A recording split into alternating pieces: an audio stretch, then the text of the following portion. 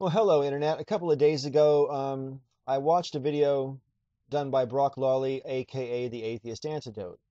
And hi, Brock. I hope you see this video because this video really is directed straight at you, buddy. Um, that video that you did, a leftist definition, I'll leave a link to this video in the sidebar in case you don't approve it as a response.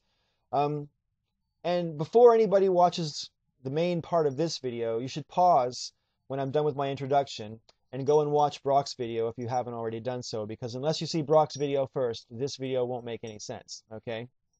Anyway, Brock, you have a talent when it comes to composition of the words that you say when you make your videos, insofar as you put together words of grand importance in a way which sounds very sort of it sounds like it kind of makes sense until you start to think about it. You've got a very good gift of putting important words together, words with great meaning. But because the way you put them together is dishonest, the meaning loses its greatness. That's just my opinion, of course. But maybe you don't see it that way. And whilst I don't pretend for one moment that anything I say to you is going to change the way you make your videos, I would like to point out to you, Brock, that the way you put words together can be used against you as well. So what follows is going to be not a ponage video on my part, not really, and I'm not going to be doing a parody this time, although I have thought of doing a monthly show called Mock Brock, but I don't really want to do that.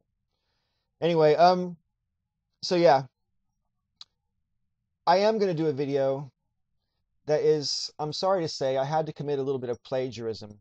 Well, in fact, that's dishonest. I had to commit quite a bit of plagiarism. In fact, the video that follows is more or less all your words, Brock. I've changed a few key parts here and there.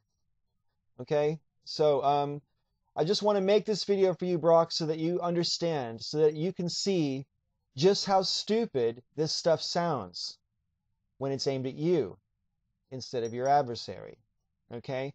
And I want to stress before I get on with this video, the views expressed herein are not my views. They're the views of Brock Lawley with a few amendments.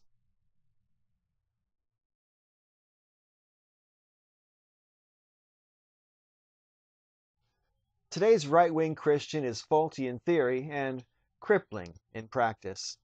Such a person has marched through the pages of history waving many a banner: feudalism, fascism, fundamentalism. Today, they hail the Palin-esque title of real Americans. I just call them fools. Such a person is always busy altering reality to fit their never-changing ideal. To them, you're not free people, you're merely someone to squash in a never-ending game of King of the Hill. Such an individual is a self-loathing hypocrite who thinks the majority exists to deny the rights of his least favored minority. He parrots words like equality as if it were his crown jewel, yet insists on his creation myth being taught as fact and his religion being the only truth. For those who disagree, he grants no equality, since he doesn't see the need for it. He creates catchy slogans such as, "A free people will never be fully equal, and an equal people will never be truly free," without even realizing that freedom and equality are interdependent. He devours scripture and dogma, and vomits intolerance and bigotry. He hates the tolerant and eschews diversity, leaving only confusion where he could have clear thinking. He claims he loves liberty, but only as defined by his strict conservative limits. He calls himself tolerant, yet he hates non-believers and won't rest until he's made sure they are aware of his disgust and approbation. He pours out lucid lamentations on the cruelty of battle, existing in a coward's paradise while others protect him, all the while insisting that war must carry on until victory is achieved, despite not knowing what constitutes victory. He insists on loving God until, tangled with his contradictory beliefs, he believes and feels nothing at all for anyone but himself. He rejects all the subtle complexities in this life, and as a result, the Odyssey is lost on him. Like a petulant child, he overstates his patriotism, and as a result, he will never understand Dr. Strangelove. He is a prisoner of his own right-wing conservatism, for conservatism is a prison which cares not whether you're locked in or locked out. Like a fool, he worships the dollar, disregarding the hard labor of those who give that money its value. He passionately petitions for the rights of the unborn, while passionately petitioning against the rights of the individual women who make their own choices for themselves. Such a man begins to live in a conservative Wizard of Oz, searching for his brains, courage, heart, and home, all the while not realizing he is in possession of them all, and more. He learns to hate tolerance and loves bigotry until finally he cannot tell one from the other. He slowly becomes a mass of mad contradictions. While he preaches self-reliance, he himself relies on society every bit as much as those he condemns. Where he claims optimism, he seeks opportunism. Where he claims knowledge, he is simple-minded. In his perpetual need to wildly and mindlessly proclaim his beliefs as the only correct truth, he ends up projecting his own insecurity.